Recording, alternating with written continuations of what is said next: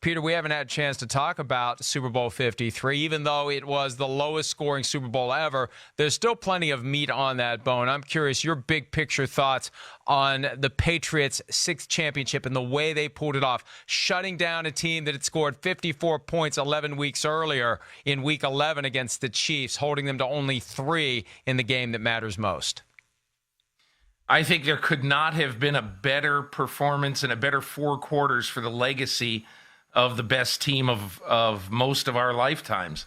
And that is that the Patriots have never in a Super Bowl, won a game the way the Steelers won in the 70s or the Bears won in the 80s. And that is they never won a game by a dominating, punishing defensive performance. Now, this wasn't a 9-sack, hold them to 6 rushing yards game. There were times in this game where the Rams did a few things. But to hold the highest scoring team in the NFC to 3 points, and those 3 points coming on a 53-yard or 54-yard field goal, whatever it was, and to make the Los Angeles Rams punt for the first 8 times they had the ball, that says that this New England team basically gave the pedigreed coach, a coach who's one of the best defensive coaches in the century of football, it finally gave him the kind of game that I believe he's always hoped that one of his teams would play at the highest level of football. And, Peter, one thing that impresses me now that we've had time to really let this digest, as your defense is forcing the Rams to punt, there's got to be a moment where there's a temptation to start dialing up some things down the field because you're getting frustrated. Hey, we're shutting these guys down. We're confident we can continue to shut them down. We're not scoring points. But they continue to stick with their plan because I believe they didn't want to take the kind of chance that creates an opening for Aaron Donald to blast Tom Brady into the Atlantic Ocean. And I think that was smart to not give in to that temptation, but it had to have been very tempting to start to try to open up the offense a little bit more, to try to take advantage of all these opportunities to score points when the Patriots they could move the ball, but they couldn't cash in. I would say that on both sides of the field, Mike. I'm a little bit surprised looking back on the game that both teams didn't take more shots. And, honestly, the Rams had a shot. I just saw the thing on Next Gen Stats this morning when I woke up that Jason McCourty had to travel 19.2 yards in just a matter of like 2 seconds to get to the ball and to get to Brandon Cooks in the back of the end zone. And that play, I've watched it now 10 times. That, without any question, is Jared Cook's fault. He has got to make that call earlier. You see that on that play, on the replay, you see Brandon Cooks, his most reliable, most effective receiver. Okay, and even though I love Robert Woods, I think in a game like this, I am looking at Brandon Cooks, who's used to playing on the very big stage. He's going like this at the 10-yard line. And where in the world is the ball? It just took too long to come out of the arms of Jared Cook, come out of the hand of Jared Cook. Look, he's waving for it. He wants it. He's waiting. You can't wait that long. You can't make a guy wait that long.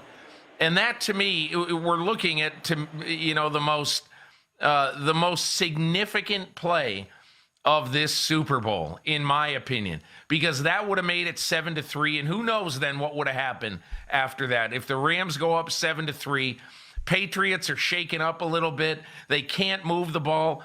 I wrote at length about what Josh McDaniels did with 10 minutes left in the fourth quarter.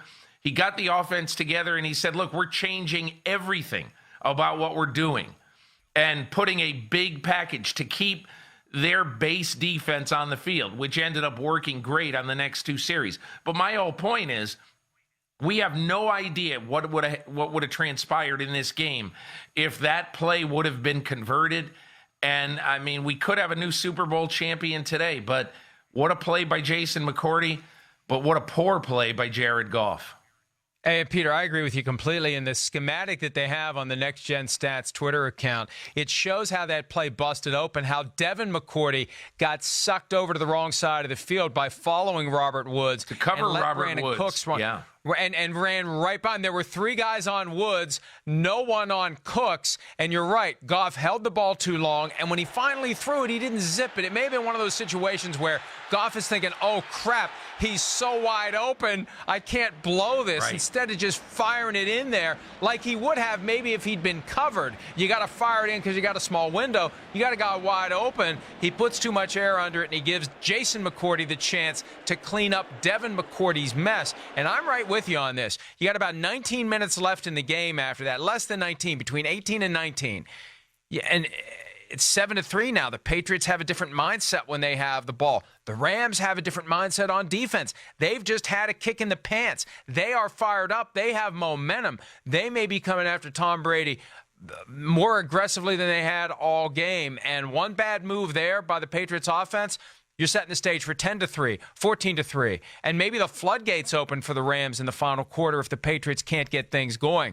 And they never get to the point where, as you pointed out in Football Morning in America, they reconfigured the offense on the fly to make things happen when they needed to in the fourth quarter when it was 3-3. Everything's different when it's 7-3. That was the play of the game. We don't know what would have happened next, but that kept the Rams out of the end zone. It forced them to take a field goal, and it changed the philosophy, the strategy, the psychology, everything of the game going forward to not get that touchdown. Not only that, Mike, when you talk about sort of the philosophy and what the feel was of this game, the feel was as we're sitting there in the press box, you and I, and I'm watching this game, I keep thinking series after series after series, what must be going on in the head of Jared Goff? Now, Jared Goff, to me, has the mentality of a cornerback. He's very good at letting the most recent past go. But my question is, play after play after play, series after series after series, with nothing happening on this great, great offense. And so much of it is your fault. You have to start asking yourself this question. What would have happened if Jared Goff had had this incredible success, this bomb against this impenetrable Patriots defense? What would have happened? Would he have been emboldened? Would he have played better in the last, say, quarter of this game? I can't answer that. I don't think anybody can answer it, but it's clear. It's very clear that, Jared Goff's going to have nightmares about this game. And again, I'll say one other thing. Do not let Sean McVay off the hook. And I think Sean McVay is an excellent young coach. And for all these people saying, what a bum, all this stuff. Hey, listen, this guy took a moribund franchise when he got there.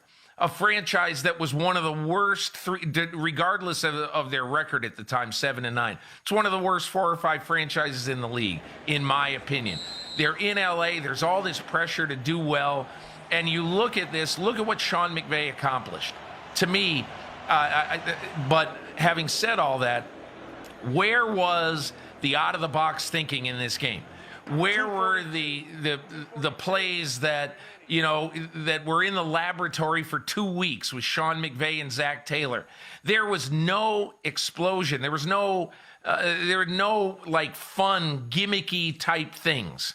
There was nothing on special teams with John Fossil. And again, I'm not killing these guys, but I'm saying that they should go back and look at what made them successful, which is double reverses, jet sweeps, and all that. I mean, they should go back and look at those and say, where were they in the Super Bowl? Those are the kind of questions I'd be asking myself, not just putting it all on Goff's shoulders. And we spent time talking about that, Peter, what Doug Peterson of the Eagles did last year to come up with creative plays. The game-winning touchdown that you chronicled so well after Super Bowl 52, a play that they came up with that they ensured it was a look, it was a play the Patriots had never seen before. I think McVay's biggest strength, and this is a compliment, is his ability to call plays in the run-of-the-mill play in and play out, drive in and drive out grind of a game. He has a good sense of what's going to work in a given spot.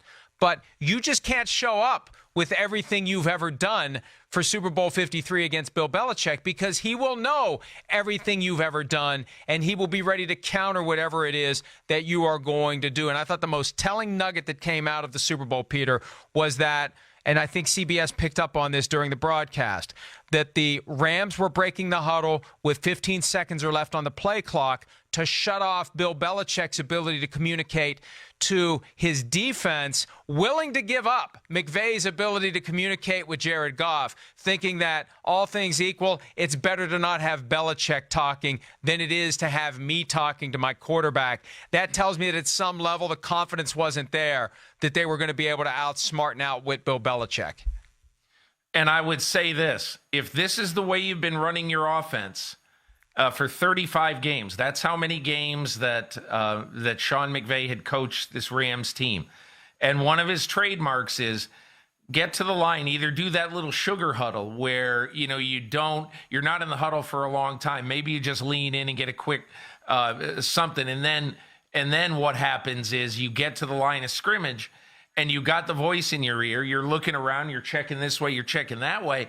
And then, and only then, do you find out what you're going to do with finality, maybe with 21, 20, 19 seconds left on the play clock. It gives you time to communicate to your offense. And so, I would have to really find out what exactly the philosophy was on that. So I'm not going to sit here and say it was a horrible mistake. But if you've coached one way for 35 games and now you're coaching a different way now, I wonder what effect, if any, that had on the performance of Jared Goff.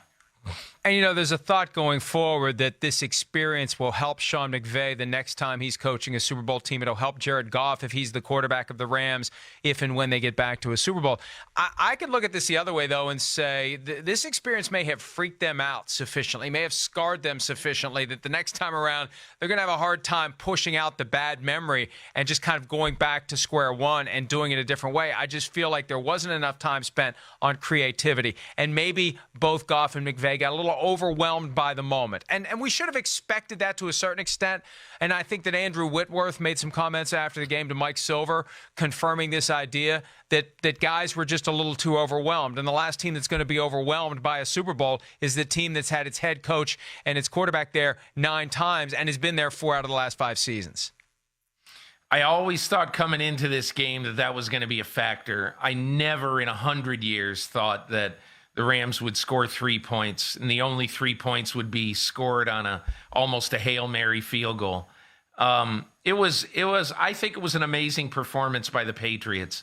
I also think, as you say, Bill Parcells once said this a long time ago, that just when somebody asked him and in fact, on that car ride that I took with Sean McVay, one of the things that, I passed along to him on that weekend, Mike, was something that Parcells once said. He said, just remember, it's a freaking football game. It's just a football game. And that you need at some point to strip away everything. And you need to make this the regular Saturday night meetings, the regular game, all that other stuff. That's what you need to do. And again, time will tell how the Rams handle this, but experience is usually the best teacher with this. One of the reasons why I think the Patriots need to be given so much credit over the last 18 years. If we go back to that first Super Bowl, remember how John Madden was saying when the Patriots had the ball inside the 2-minute warning? Madden is saying, that's it. Just bleed the clock. Go to overtime. Play for overtime. It's 17-17. You're in great shape. Don't just play for overtime. Well, Brady and Belichick thought differently at the time. And they went and threw those safe passes to the backs and got in position for Vinatieri to make the winning field goal before overtime. So the Patriots really have never, ever been blown away or adversely affected by the pressure of the moment. But you're right, Mike. It appears that the Rams were. Hi, I'm Mike Tirico, and thanks for watching. Make sure to hit subscribe for the latest news and highlights from NBC Sports.